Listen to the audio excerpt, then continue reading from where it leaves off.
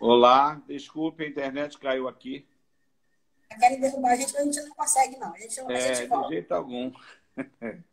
Você estava falando sobre a tradição, como fazer para preservar a tradição. Então, preservar a tradição é movimentar, na realidade, todo um processo de ressignificação, mantendo, na realidade, a base. Porque todo o processo, tanto do terreiro quanto do quilombo, entre hábitos e costumes, teve que ser ressignificado para que pudesse, na realidade, atender à atualidade. O candomblé, por si só, existe e resiste até hoje por conta das diversas ressignificações que ele já passou. Né? E o quilombo trouxe, na realidade, a base dessa estrutura, levando a eles, na realidade, a importância da descoberta do seu ser interior. Né? É muito importante se reconhecer o que eu sou, o que eu faço aqui e para que eu estou aqui. Então, quem sou eu? O que faço aqui? E para que eu estou aqui? Então, eu tenho orgulho de ser quilombola. Eu estou aqui para manter firmemente a tradição deixada pelos meus ancestrais. E para que eu estou aqui? Para apresentar aquilo que eu sei hoje, ressignificando aquilo que eu não posso repetir do que foi feito ontem, mas não deixando, na realidade, de fazer aparecer o legado deixado para que essa continuidade se perpetue. Por isso, nós temos um grupo de dança com as crianças, que já vão dançando jongo, dança da saia, porque quando elas estiverem adolescentes, isso já está dentro delas.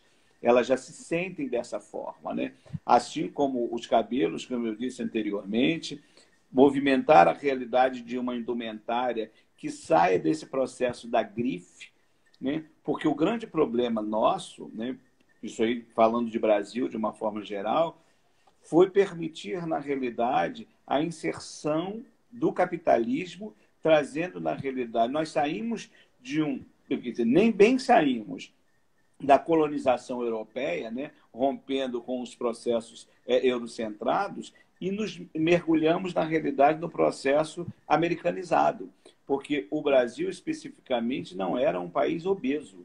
Tornou-se obeso a partir do momento que começou a degustar fast food, a beber refrigerante. Então, todo esse caminho é desconstruído dentro do quilombo, na realidade. Nas nossas feiras, o que a gente apresenta e vende são sucos das frutas, movimentado lá, a gente faz até suco de milho. O aruá, que é uma bebida oficialmente ancestral do povo de Candomblé, e, obviamente, entra a cerveja, porque se não houver a cerveja, o pessoal, né, não vai beber só aruá. Então, entra dentro desse contexto porque vira um processo de um conceito cultural daquilo que a gente vive hoje. Então, exatamente permanecer o milenar, porém contemporâneo. Né? Nós preservamos, na realidade, toda a nossa estrutura milenar, mas dentro de um comportamento contemporâneo. Isso nos faz, na realidade, manter a tradição viva, né?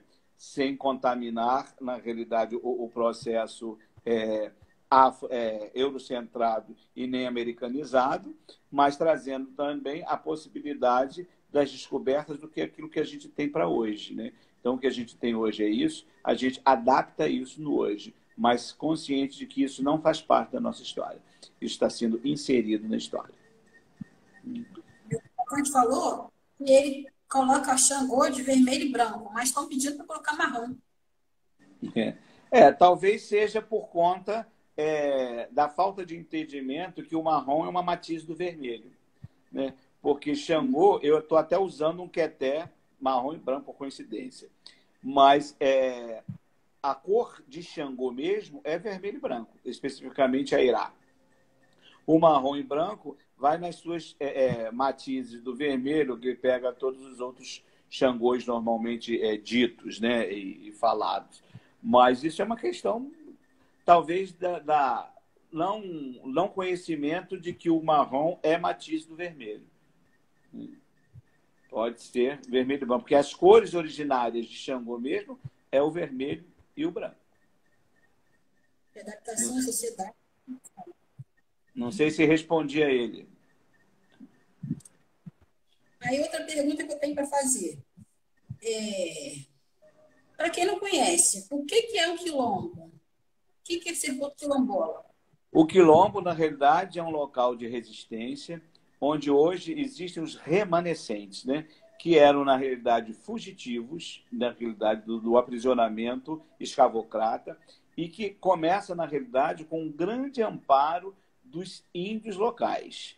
Porque, na realidade, as trilhas, na realidade, da mata, quem conhecia eram, na realidade, os ancestrais da terra, que, no Brasil, eram os índios.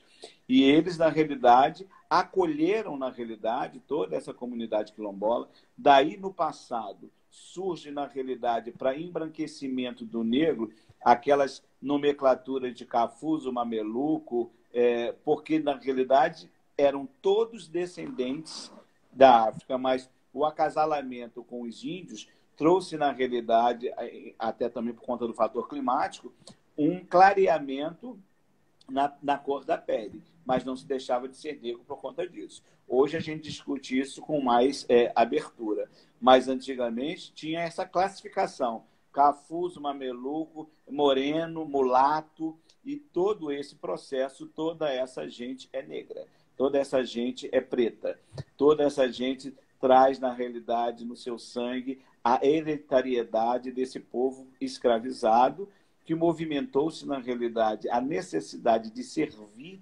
sem efetivamente ter direitos. Então, os remanescentes quilombola hoje têm como objetivo resgatar essa dor da escravidão, da chibata, da falta de direitos, porque eles só podiam fazer e obedecer. Então, o grande propósito, especificamente no Quilombá, é resgatar esses direitos e deveres na prática dos saberes e fazeres, porque tudo aquilo, até a matemática, é efetivamente nascida no berço africano, porque essa questão de contém, não contém, pertence, não pertence, é nosso. Eu pertenço à nação Alaquetu, eu pertenço, faço parte de um conjunto que movimenta, que está contido os cultos específicos nigerianos, os cultos específicos de Fon, de Elegibo, de Oxobô, de Oió. Isso, na realidade, é matemática. Mas esta matemática toma um embranquecimento e vem fazer, na realidade, frente àquele que foi lá, teve oportunidade de estudar, de ter formação e de patentear uma essência que é nossa. Eu sou muito radical em conduzir a realidade de tudo aquilo que existe no mundo não ser da África. Ela pertence à África. A África é o continente que habita, na realidade, a existência de todo ser vivo. Por isso que a cruz, que foi colocada, na realidade, no culto cristão, é extremamente antagônico à condição, porque a cruz existe no corpo, que é o primeiro e talvez o único templo. Porque, efetivamente, o orixá habita no nosso corpo. A essência da ancestralidade, ela não vem de fora para dentro, ela sai de dentro para fora. Então, todo o corpo habita um sagrado, e esse sagrado é que vai mandar, direcionar na realidade e conduzir as nossas vidas, conduzir os nossos destinos, porque, na realidade, o candomblé, ele trata de 3 essências que caminham paralelamente e de formas individualizadas. Nós temos um culto para a cabeça, Ori, nós temos um culto para as divindades e nós temos um culto para o destino, Ifá. Então, todo esse processo caminha-se paralelamente em cultos distintos. Então, toda a estrutura, principalmente das casas tradicionais, verificam, na realidade, e avaliam o destino do seu discípulo na sua iniciação para que melhor ele tenha, na realidade, sucesso no decorrer da sua vida. Daí surgem os eóis, as coisas proibidas, quando é revelado, na realidade, o seu Odu. Hoje, existe um desenvolvimento, né, bem grande, extenso aí, apenas para uma formação de Ifá, só que nós, oriundos de uma casa tradicional, já tínhamos isso diagnosticado da nossa iniciação. Tenho todo o respeito por Ifá, toda a reverência, porque ele efetivamente nos dá a direção, mas as casas tradicionais têm o hábito de caçar esse Odu no processo iniciático. Então, uma pessoa iniciada numa casa tradicional, ela já sai com seus signos, seus símbolos identificados dentro do seu processo iniciático. Já sai sabendo exatamente quais são os seus heróis, que em situações distintas chamam de Kizila, mas movimentam, na realidade, a sua defesa pessoal para a sua melhor qualidade de vida. Porque o processo filosófico-religioso, porque o candomblé, ele teve que se institucionalizar para ser reconhecido e respeitado. Mas o candomblé é uma filosofia cultural religiosa. Ele não é uma religião, ele é uma filosofia religiosa. E dentro dessa filosofia existem hábitos e costumes que são, na realidade, vivenciados pelos descendentes que reverenciam, na realidade, seus ancestrais. E isso passa por todos os caminhos de Ifá, por todos os cultos ao Ori e por todas as celebrações e cultos aos Eledais e Orixá. Porque Orixá, objetivamente mesmo, é Oxalá, que é Orixão lá. Todos os descendentes dele são Eledais, mas que normalmente ficou, né, falando orixás. Tanto que a palavra orixá em Yorubá não vai para o plural, porque ele é único. Orixá lá. Não falar orixás seria errado. Seria errado, mas o correto é falar os orixá, porque são os descendentes daquele orixá. É o mais correto. Entendi. E qual a importância do quilombo para a subjetividade do quilombola?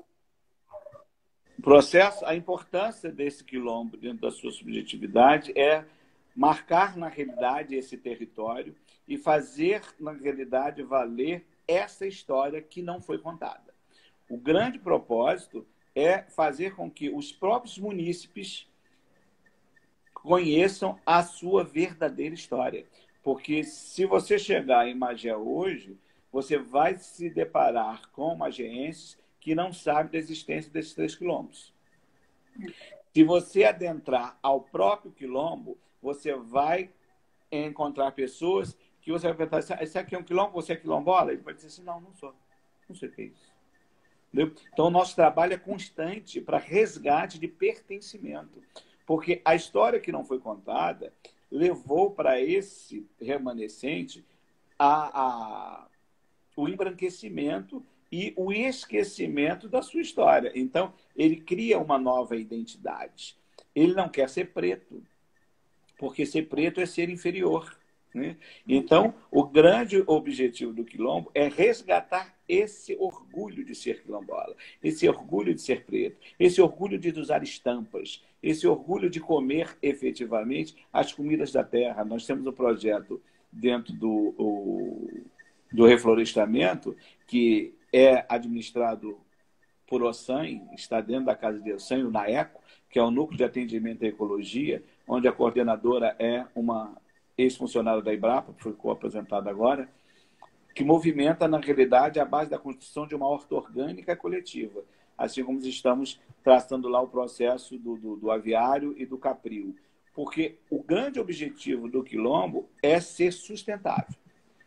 Ele vai estar, na realidade, movimentando toda a sua economia estrutural dentro dele, valorizando, na realidade, o que usamos, o que calçamos, né? Porque nós confeccionamos calçados, bolsas, roupas, acessórios, porque é importante saber que no caminho em que você vive, você tem uma identidade. Por exemplo, eu vou te fazer uma pergunta, Helena. O que verdadeiramente você reconhece que seja seu, que marca a sua singularidade no meio da pluralidade? O que pertence a Helena? Pergunta difícil. O que verdadeiramente te pertence, que te singulariza? Eu acho que eu só tenho meu corpo, vamos dizer assim, as minhas digitais. Sim, Efetivamente isso. É as nossas digitais. E essa digital diz, eu posso. Isso. Essa digital diz, eu quero. E essa digital diz, eu consigo. Então, se eu posso, eu quero, eu vou conseguir. Agora, para que eu possa entender que eu posso, identificar o que eu quero, para eu conseguir, eu preciso que alguém me esclareça isso. Porque a sociedade, por um todo, diz ao contrário. Diz que você não pode, que você não tem querer e que você não vai conseguir. Daí surge a blindagem cognitiva, porque isso é ensinado desde pequeno. Por que você quer isso? Isso não te pertence. Você não vai conseguir. Esquece isso. E aí você vai se blindando, você vai se aniquilando. E aí, cognitivamente, você deixa de pensar porque você é capaz, você não produz. E o nosso grande papel é fazer com que possamos ser, na realidade, produtores e reprodutores, tanto na agricultura, quanto na pecuária, quanto na indústria, quanto na beleza. O objetivo é empoderar. Ser quilombola é ter, na realidade, em seu sangue, força, porque os nossos ancestrais passaram fome, apanharam e nem assim morreram. Porque nós não acreditamos na morte espiritual. Entendemos e compreendemos a morte física. Então, a morte, para a gente, é festejada, celebrada, porque esse espírito retorna à sua massa de origem. E ao retorno à sua massa de origem, ele se fortalece em seus saberes e retorna para colocar os seus saberes nos seus fazeres. Então, enquanto vida nós tivermos, o nosso compromisso é a prática do saber e do fazer. Então, o que eu sei, eu tenho que repassar, porque o que eu não repasso vai morrer comigo. E se morrer comigo, eu deixo, na realidade, de colaborar para que aquilo se perpetue, se modifique, se multiplique, se pluralize. Por isso, a nossa digital nos singulariza, porque é através dela que vão identificar Pai Paulo, a autoridade civilizatória, mas a minha pluralidade vai ramificar os meus saberes, dando oportunidade de outras pessoas no fazer e vai fazer da parte que lhe cabe, da melhor forma que ele souber. Porque o que nós precisamos trabalhar também arduamente é diminuir as críticas ao irmão, principalmente as destrutivas.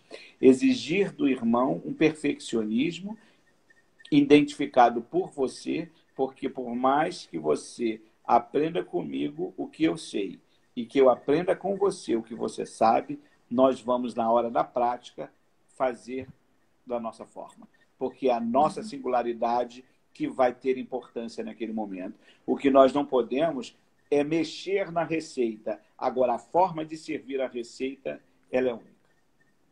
Entendeu?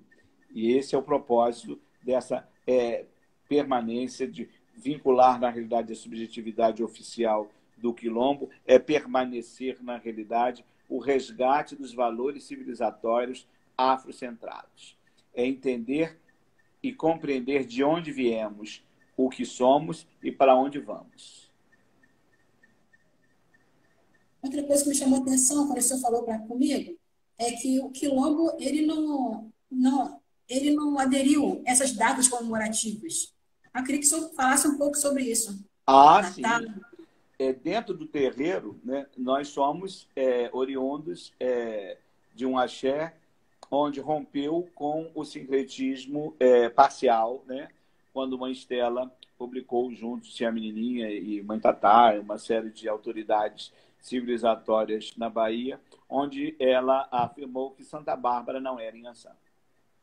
Mas existem algumas situações que permaneceram-se, como Corpus Christi, como a festa de Xangô, que é todo ano, dia 29 de junho. Isso ficou, né, porque já era um calendário antiguíssimo e estruturado. E nós, quando fundamos a nossa casa, em acordo com a minha Elorixá, eu disse que romperia efetivamente com todas as datas que me relembrassem, na realidade, o processo escravocrata da Igreja Católica Apostólica Romana. Eu tenho todo o respeito pela Igreja Católica, eu tenho todo o respeito pelo cristão, eu tenho todo o respeito pelo budista, todo o respeito pelo messiânico, todo o respeito pelo kardecista, mas eu preciso fazer com que eles também me respeitem. E se eu precisar, na realidade, ainda hoje, no século XXI, utilizar de uma imagem para reverenciar o sagrado que habita em mim, eu estou efetivamente dizendo que o sagrado que habita em mim não tem a força que ele diz ter. Então eu não sei quem eu sou. Eu não sei o que faço aqui e nem sei exatamente para que eu estou aqui.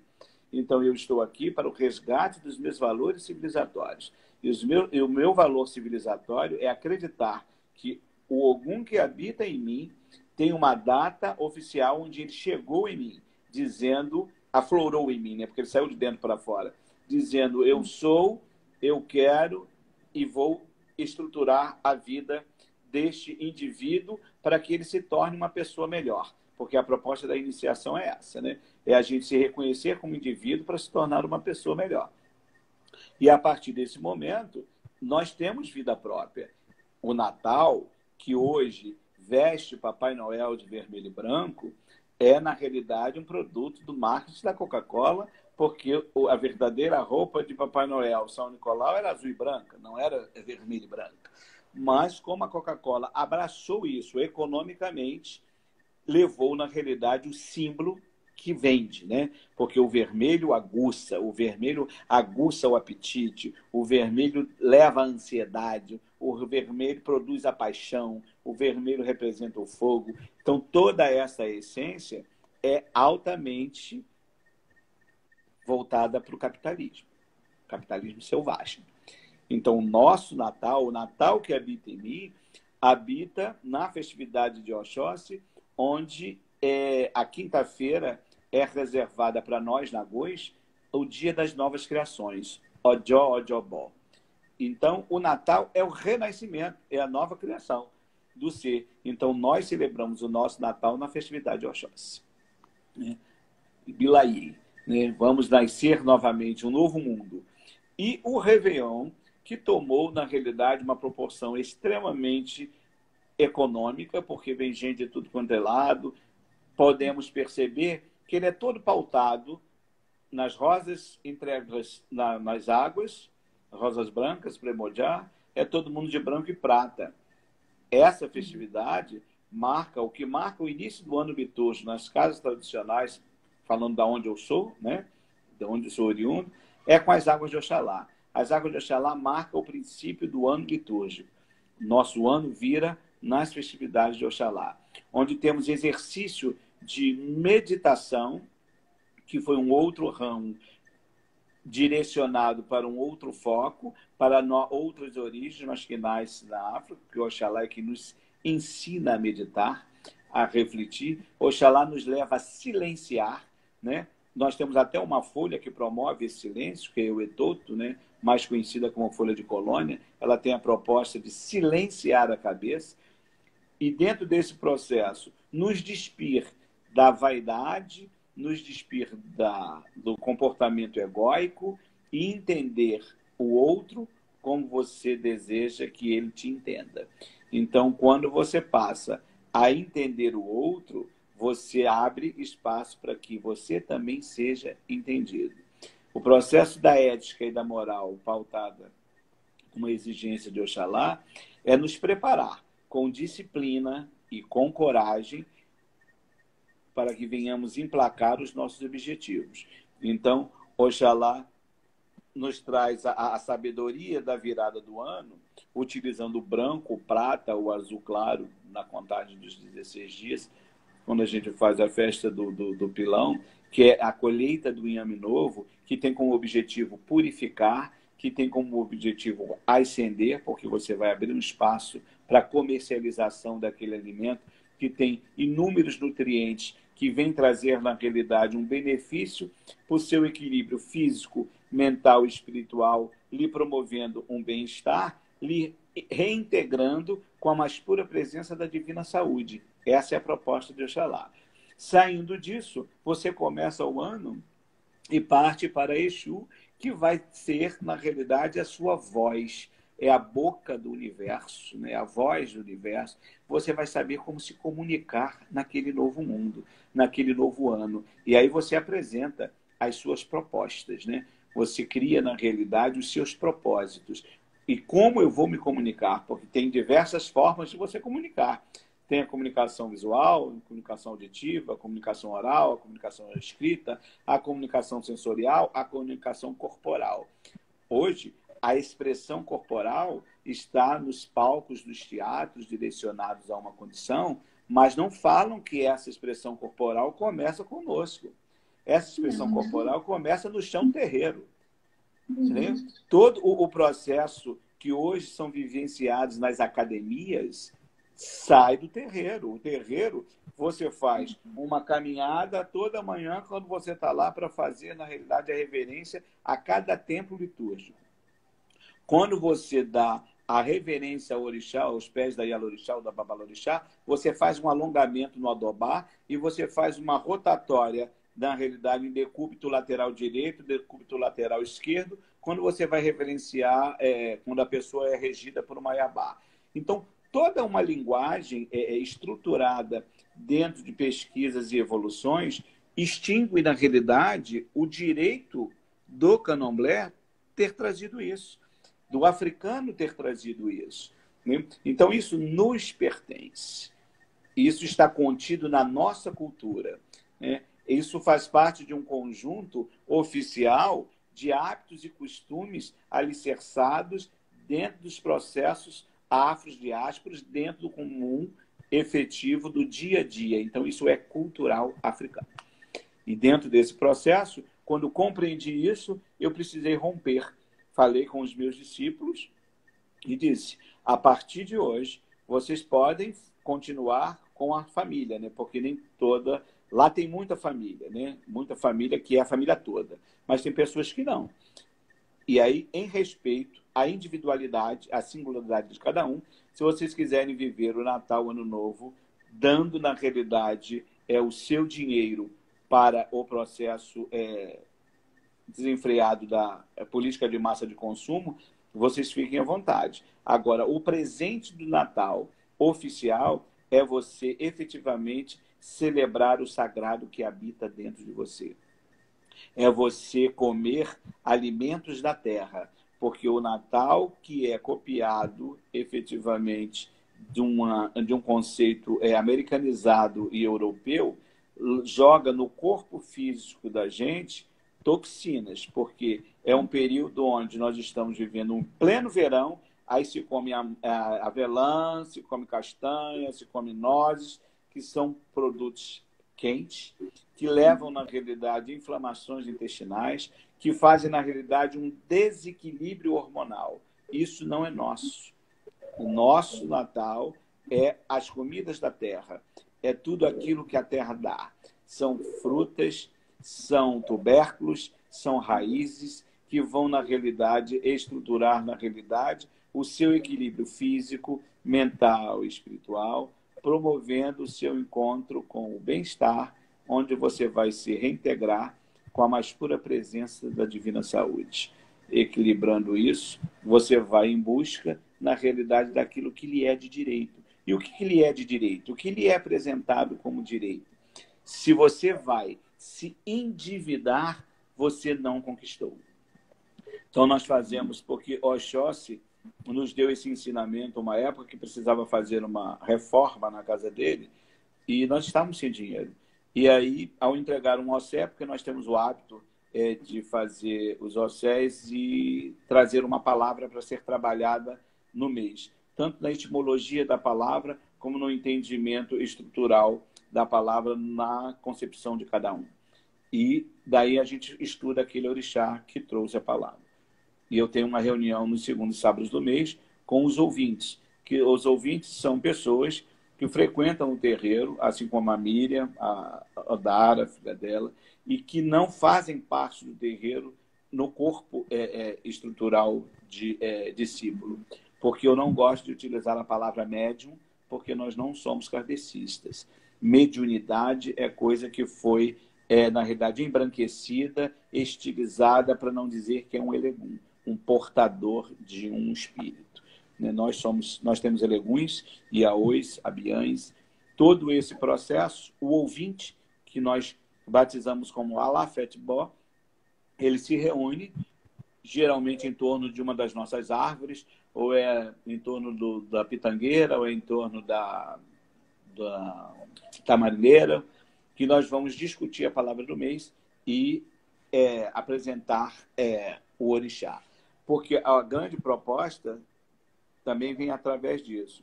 Você não pode se encontrar com o seu sagrado com medo, porque quem vive com medo vive pela metade. Então, a divindade não cobra, a divindade não fica de mal, a divindade não castiga, a divindade não avalia pecado, porque a palavra pecado dentro do panteão, especificamente no Axé Alacorô, não existe, porque as pessoas precisam ter responsabilidade. O pecado fica na Igreja Católica. Ninguém peca comigo. Falha com a sua responsabilidade, porque são livres para escolher. Oi? Rodara perguntou, quais os desafios do quilombo diante de governos os quais não incluem o preto em seus ministérios e pautas? E qual medida governamental seria necessária para melhorar os projetos quilombolas? É isso que nós fazemos, né? Nós estamos nos organizando, porque hoje nós temos a ACLERJ, que é a Associação dos Quilombolas do Estado do Rio de Janeiro, com essa proposta, né? De direcionar um caminho que faça, na realidade, valer os nossos direitos diante do governo. Porque tudo que nós fazemos, né, a Odara e a Miriam sabem, é por nossa conta. É a unidade do terreiro, das pessoas que frequentam o terreiro, que movimentam e que estruturam todo esse processo. O governo sabe da nossa existência, sabe o que fazemos, sabe quem somos e aonde estamos, mas não interage na realidade oficialmente com isso, né? O único recurso que nós temos no terreiro hoje do governo é exatamente o espaço que nos é cedido para expor a nossa gastronomia na feira. Outras parcerias a gente não tem com o governo local. Entendeu? Então, nós trabalhamos em busca disso. A ACLERJ é um órgão que vem buscando, na realidade, resolver essas pendências. Por isso, ela aporta todos os quilombos do estado do Rio de Janeiro, dando assistência de todas as formas possíveis. Entendeu? Esses quilombos se falam, se conversam, né? Sim, os quilombos se conversam porque, por exemplo, a diretoria da ACLERJ, ela existe a partir do processo de votação de todos os quilombos. Então, de 4 em 4 anos, é escolhido uma sede, um quilombo, para ser. A última eleição foi no quilombo da Machadinha, lá em Quissamã, onde tomou posse Ivone, Bia e todo o restante da diretoria. E a Bia é uma pessoa de grande destaque, principalmente em Magé, porque ela interage com todos os quilombos, embora seja oriunda do Maria Conga. É uma mulher preta, politizada e que tem, na realidade, um acesso, na realidade, tanto no governo quanto na sociedade civil, porque ela não é governo, ela está sempre na administração de conselhos, tem uma luta árdua, né, com relação à criança e adolescente. Foi a primeira conselheira tutelar do município, então tem uma larga visão de tudo aquilo que verdadeiramente é necessário, de tudo aquilo que nos falta, né, e de tudo aquilo que a gente pode ter. Então, ela é efetivamente uma vice que faz. Eu digo para ela que ela é a única vice que fala, que aparece em si, porque ela tem uma flexibilidade muito grande. Alguém quer perguntar mais uma coisa? Que a gente poderia ficar aqui a noite toda, né? Porque essa conversa rende. Com certeza. O senhor tem muito conteúdo para passar, muita coisa que a gente precisa saber. Alguém quer perguntar alguma coisa? Qual a função do Babalorixá? A função do Babalorixá é exatamente administrar o terreiro na distribuição dos seus saberes, na colocação dos fazeres dos seus discípulos, né? O Babalorixá, ele detém um conhecimento que vai diagnosticar, né? Ele faz uma anamnese desse consulente. Do consulente, ele vai dar a direção, os primeiros passos, que a nossa casa segue essa tradição, né? Então, nós temos esse grupo de Alafete Bosch, que são consulentes que se atraem pelo o culto e passam a frequentar. Porque, para mim, é muito importante, quanto Babalorixá e a autoridade civilizatória, quebrar este vínculo do medo, quebrar este vínculo da ameaça, né? Olha, você tem que fazer seu santo, porque senão você vai morrer. Isso, para mim, é insuportável e inadmissível. O orixá, quanto seu protetor, quanto seu ancestral, ele não vai ter com você uma relação de barganha. Essa é uma relação humana que usa o nome do orixá para atrair, na realidade, essa pessoa. E a partir do princípio que eu acredito que quem vive com medo vive pela metade, isso para mim já não serve. Porque você não vai estar ali com convicção do que você quer. E filosofia é uma escolha. Você não pode ser obrigado a seguir uma filosofia. Você tem que se identificar a esta filosofia e se responsabilizar pela escolha que você for fazer.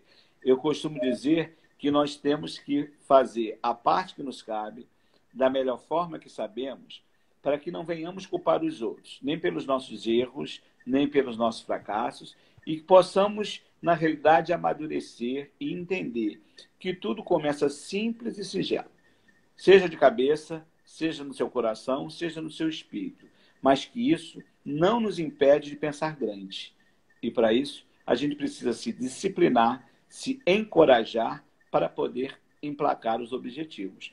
Então, eu não vendo, na realidade, produtos mágicos que vai trazer a pessoa amada no terceiro dia, que vai fazer enriquecer, porque o papel do Babalorixá é levar esse indivíduo a se tornar uma pessoa melhor. Então, ele precisa entender quem ele é, o que ele está fazendo ali e para que ele está ali. Ele precisa se despir do seu ego exagerado e manter o seu ego equilibrado.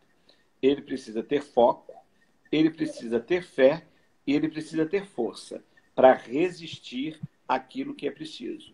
Porque a religião de matriz africana não é uma religião que você chega em bonitinho, sapato alto, pintado, abre um livrinho, e escuta e canta, bate palma, 2 horas depois você vai embora. Não é. Ainda há pouco, eu estou fazendo uma aula com os meus discípulos, né, os Omorixá, porque nós estamos distantes, e aí encontrei com algum a liberação para utilizar, né, da máquina da mídia, né, onde ele é grande provedor disso, né, porque algum vê lá na frente, é visionário, é o pai da tecnologia, e ele disse que impossibilitado de botar os pés no chão do terreiro, sim, mas impossibilitado de viver o sagrado, não. Que nós poderíamos, na realidade, manter todo o conteúdo fora da prática. E aí, como nós temos esse hábito de grupos de estudo na primeira semana do mês, eu não atendo a clientela, porque a minha dedicação é para cuidar dos Omorixá. Porque o fato de você se iniciar não isenta você de vivenciar problemas que são da sua vida, onde você tem que exercitar a sua confiança e a sua autoconfiança, mantendo na realidade a busca da maturidade espiritual, porque a maturidade espiritual passa a existir quando você consegue, por si só, encontrar paz dentro de você. Enquanto você não consegue isso, você não está com maturidade espiritual. Enquanto você estiver acreditando na inveja, enquanto você estiver acreditando, desenvolvendo raiva, enquanto você estiver desenvolvendo ódio, enquanto você estiver num processo competitivo, você não está com maturidade espiritual.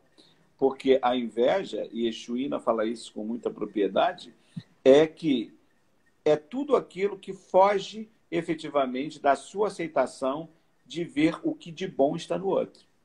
A partir do momento que você conseguir entender, poxa, a Helena faz uma coisa bacana, e fazer com que isso sirva de inspiração para você, você não vai precisar ter mais inveja.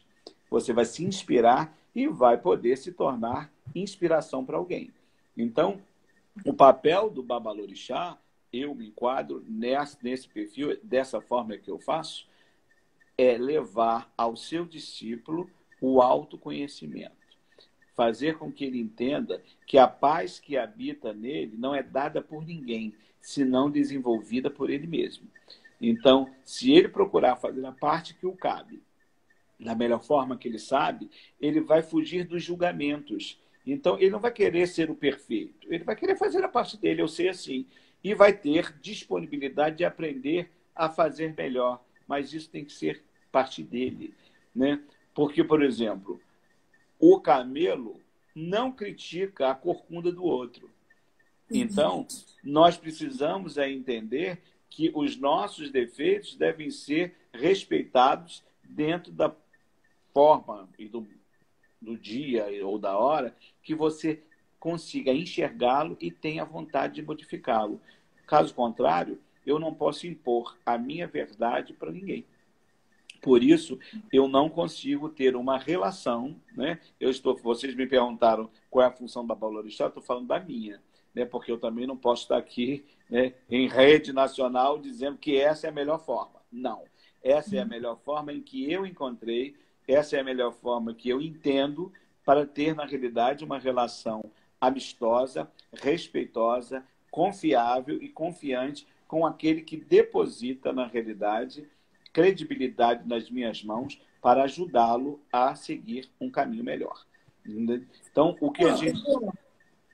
Eu vou avisar antes que termine que eu vou, durante a semana, eu vou colocar essa live no YouTube, que estou mandando, Ana Helena Psicoach, e quem quiser, quem estiver aí, o senhor tem vários seguidores, né? Vários filhos estão aí assistindo a live. Estão entrando aí. Sejam bem-vindos. E outra coisa que eu quero perguntar ao senhor é aquela questão que o senhor falou de gratidão, que eu achei bem interessante. Ah, sim, você precisa ser uma pessoa grata, mas não pode levar essa gratidão para o futuro eterno, porque senão você fica escravo dessa gratidão. Porque aquilo que a pessoa fez de melhor para você, você tem que agradecer. Agora, você não precisa virar, na realidade, capacho dessa pessoa porque ela ontem fez alguma coisa para você. Se ela amanhã cometer alguma falha com você, da mesma forma que você é grato, você tem que ter o direito de verbalizar a sua indignação. Você não pode arrastar numa gratidão, senão você fica escravo disso. Existem diversas formas da gente entender racismo institucional, preconceito, que ficam em entrelinhas dentro da gente mesmo. Então, quando você... Não, eu não posso fazer porque essa pessoa... Não, isso não pode. Se a pessoa cometer um erro, uma coisa é tudo de bom que ela já fez por você, que você reconhece. E outra coisa é a falha que ela cometeu no presente, é o aqui e agora. O candomblé vive com intensidade a cada momento do presente. Cada momento é extremamente importante, mas o mais importante mesmo é o prazer de você viver o presente, o aqui e o agora. Se você ficar... Por que nós não olhamos para trás? O Bom Nagô não olha para trás. Ele tem que olhar para frente. A grande essência Sankofa é exatamente nos levar, na realidade, caminhar efetivamente para frente, conduzindo a realidade desse retorno através da roda. Por que nós fazemos tudo circular em anti-horário? Porque o nosso único caminho de olhar para trás é seguir para frente, ir ao reencontro com a nossa ancestralidade. Então, a todo momento, o procedimento da roda no candomblé, que falando de tradição, a nossa casa, homem não entra em roda, homem não faz roda, porque a roda é um processo coletivo estrutural para mulheres, porque são as mulheres que fazem, na realidade, a rotação para a vida, porque são vocês quem menstruam, as tantas mulheres regidas por Ayabás fazem esta rotação no momento até de cumprimentar a sua divindade, porque elas fazem um movimento em decúbito lateral esquerdo, decúbito lateral direito, para movimentar, na realidade, todo o processo do ovário esquerdo, ovário direito e o útero, que movimenta a possibilidade de ação. Por isso que toda a minha assessoria sacerdotal é feminina, porque eu, quanto homem, não me sinto à vontade e nem construtivo se tivesse assessores masculinos para a construção de novas vidas espirituais. Então, eu sou cercado de Iaquequerê, Iaebé, Iaefum, Iadagã, Ialaxé, Ojubonãs. As Ojubonãs são femininas, pode ser masculino, no caso, porque o Ojubonã, quando é a nível de banho, quando é um corpo masculino, fica-se mais à vontade para essa situação.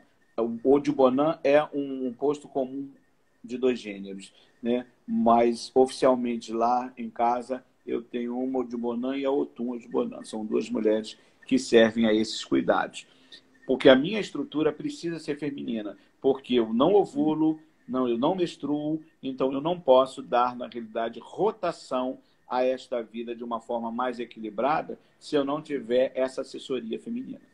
Então, eu mantenho essa estrutura, liberando a essência e o poder da mulher, porque a mulher faz o homem não faz a mulher. É por isso que no culto de Egungun, toda a estrutura é do homem, porque, na realidade, o homem ele lança a matéria-prima, mas ele não desenvolve a matéria-prima, né?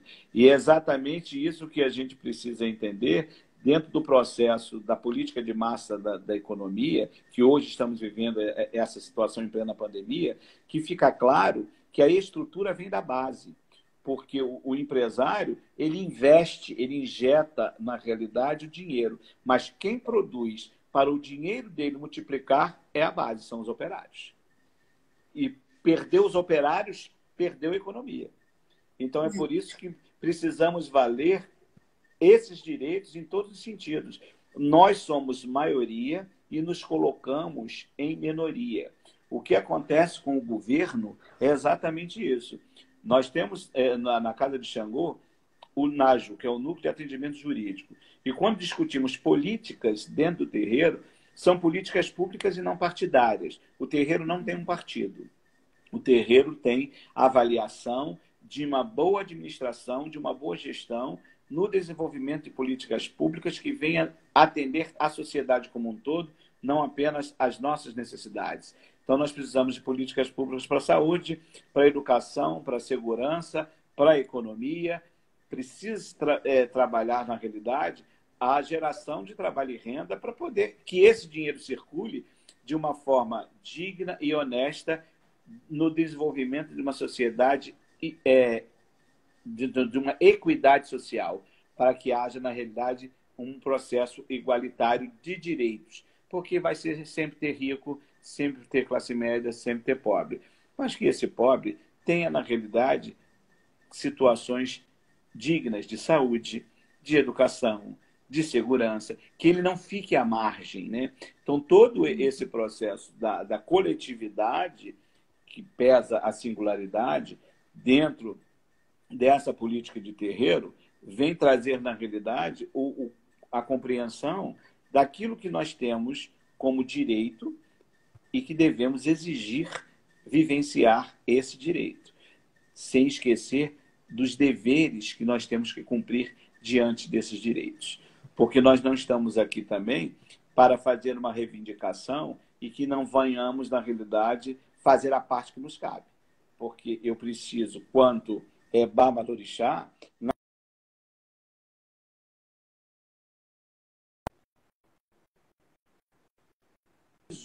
e ele é mais um para fazer a diferença dentro daquilo que ele pode fazer, sem exigir.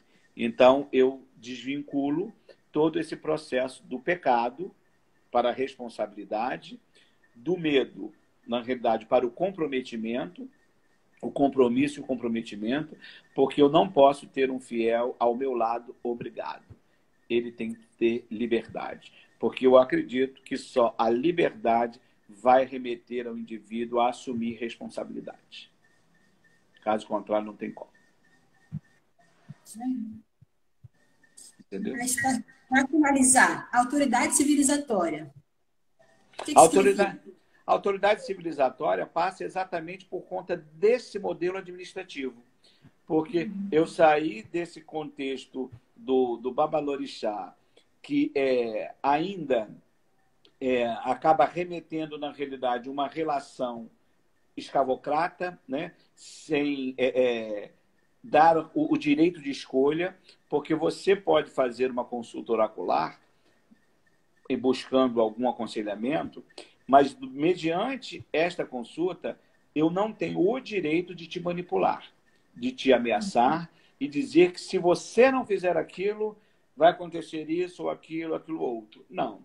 Eu preciso dizer para você quais são os caminhos que você pode trilhar para lapidar, na realidade, a pedra bruta que está interferindo o seu caminhar, mas passar para você que aquela história é sua e não sou eu que vou escrever ou resolver a sua história.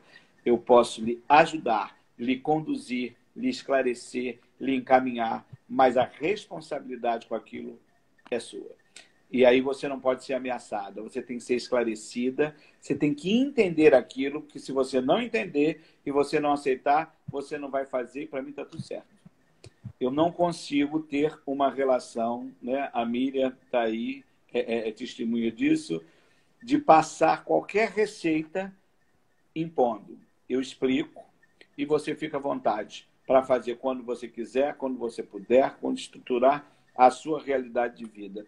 Porque é importante fazer com que cada um assuma, na realidade, a sua história como sujeito dela.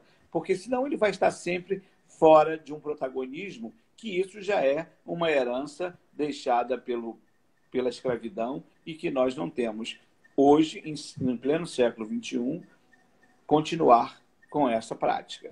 Então, quando o Jairo viu a estrutura da casa, viu grupos de estudo, como nós estamos fazendo agora, eu tenho os meus dias todos tomados, de segunda a sexta, com os membros da casa. Segunda-feira eu tenho com os oloiês que ainda não são confirmados, foram apenas apontados e suspensos. Na terça-feira eu tenho com os abiães. Quarta-feira eu fico de 6 às 10, porque eu tenho primeiro com os oloiês confirmados, cerro deles, pego os iaôs. Depois, na quinta-feira, eu tenho com as ebomes, com os ebomes, e sexta-feira eu tenho com as ajoês, porque nós não temos a titulação de equedes, e sim ajoês. A ajoê é um posto feminino que é similar ao que é conhecido como equede. Nós não temos equede no axé, assim como não temos ogã e temos alabás. Então, todo esse processo, mas eu não faço isso com sacrifício. Essa é a parte que me cabe, que eu tenho que fazer. Quanto à autoridade civilizatória, o que eu menos poderia, nesse momento, é deixá-los desamparados, já que a gente não pode estar numa prática coletiva de corpo presente. Então, a grande ação da tecnologia foi fazer essa aproximação. Olha como nós estamos nos vendo, né, interagindo, várias pessoas entrando aí, eu estou vendo, porque não dá tempo de ler o que as pessoas estão colocando. Mas nós temos essa possibilidade de estarmos juntos, porém separados. Então, isso foi uma visão de Ogum há milênios, porque Ogum é visionário, ele abre caminhos. Então, a nossa proposta, a minha proposta quanto autoridade civilizatória, e que fui entender isso pelo Jairo, porque ele disse: o que o senhor faz é, na realidade, uma prática civilizatória. Quer dizer, a minha proposta é resgatar os valores civilizatórios. E aí, na nossa 10ª edição da Mostra Cultural, ele estava lá, e quando ele foi no palco fazer a fala dele, ele falou e disse: eu preciso avisar a vocês, dizer a vocês que o que este homem faz aqui não é uma prática de um babalorixá, simplesmente um babalorixá. Ele é uma autoridade civilizatória. Então, eu vou me remeter a ele. Gostaria muito que ele adequasse. E aí eu falei isso com uma Estela ainda estava viva nessa época, e ela riu, e ela falou assim: você, mediante dessa colocação, pode se apresentar como autoridade civilizatória. E aí eu passei a me apresentar como autoridade civilizatória, e ele passa a citar algumas outras pessoas, assim como Mãe Estela, como Mãe Jojó, Adailto, uma meninazinha, e tantas outras pessoas, Mãe Palmeira, e tantas outras pessoas ligadas, né? Mãe Regina de Manjá, né? tantas outras pessoas ligadas dentro da situação, porque são inúmeras Ialorixás e Babalorixás, não no Rio de Janeiro, como no Brasil inteiro, dignas, na realidade, de serem reconhecidas como tal, né? Dentro desse processo, a responsabilidade do Babalorixá ou da Ialorixá é exatamente isso: fazer com que um indivíduo se torne uma pessoa melhor, dando a ele compromisso e comprometimento, responsabilidade, com retidão e com verdade, para que ele possa buscar as emanações da divina justiça. Em tudo que ele fizer, aonde ele estiver, ele precisa ser um emissor e um receptor da harmonia, da alegria, da felicidade, do amor, da bondade, da confiança, da verdade, da justiça, e ser uma pessoa saudável, tanto fisicamente, quanto mentalmente, quanto espiritualmente. É isso que uma autoridade civilizatória tem como propósito,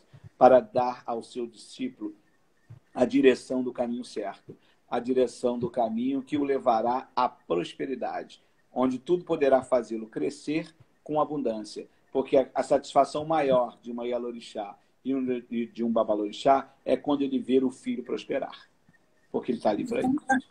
Agradeço, porque 2 minutos faltando, daqui a pouco vão expulsar a gente daqui do Instagram. Agradeço a todo mundo que esteve aí participando, aos filhos do Senhor que estiveram aí prestigiando. Quem quiser depois assistir, vai estar no YouTube. E queria que só se despedisse agora, para a gente terminar. Perfeito. Eu me despeço agradecendo a todos os que participaram e principalmente a Miriam por ter nos aproximado, né? É importante demais utilizar dos canais de informação para que possamos levar efetivamente informações que às vezes são vivenciadas por algumas pessoas e outras pessoas não sabem aonde encontrar, né? É importante saber que a gente é útil. A vida é feita para ser prática. E a utilização do indivíduo para se tornar uma boa pessoa é exatamente se despir do seu ego, é o principal fator, e fazer as trocas. Porque, na realidade, o que eu tenho com a maior disponibilidade é de aprender.